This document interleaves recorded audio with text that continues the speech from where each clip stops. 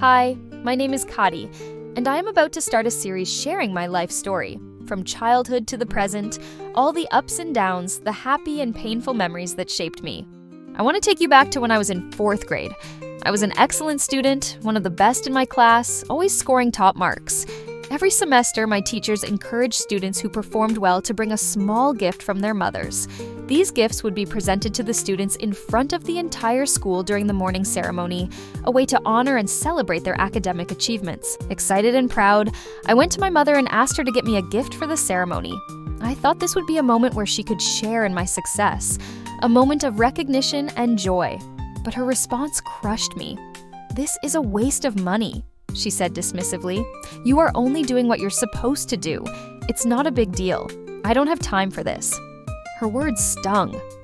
I was devastated, but more than that, I felt invisible. The next day, I would have to stand among my classmates, watching them receive their gifts while I had nothing. The thought filled me with shame.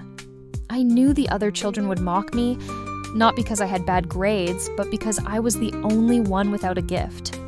The realization made my heart sink. I couldn't accept that. I couldn't bear the idea of standing there empty-handed. Then I remembered something. I had a piggy bank. It wasn't much, just a collection of coins I had saved over time. But it was all mine. Desperate, I broke open the piggy bank and counted the coins. To my relief, I had just enough to buy a pack of colored pencils, the best brand at the time.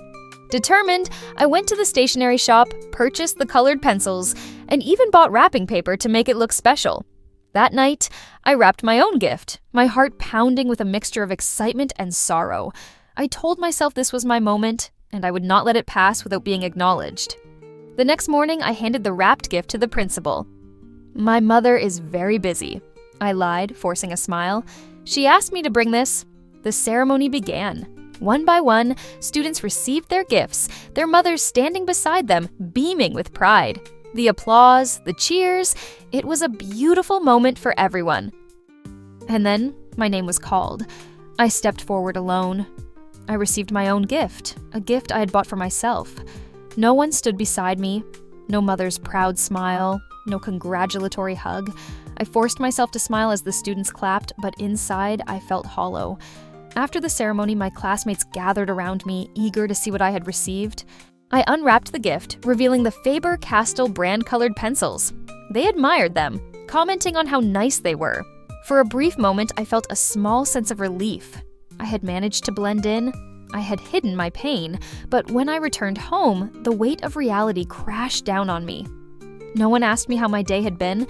No one noticed that I had experienced something important. It wasn't just about the gift. It was about the feeling of being valued, being seen.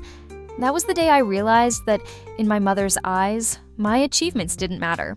It wasn't because we were poor, my father made good money, but my mother never believed in spending on us, her daughters. In her mind, if she had a son, she would have been proud. She would have celebrated him, cherished him, and perhaps, in her eyes, she would have been a more respected woman in the family. But for me, there was no pride, no celebration, only neglect. That was only the beginning. My country was on the brink of massive change. A revolution was coming, shaking everything in its path. My life would take many turns, filled with struggles and moments of deep sorrow. But I endured.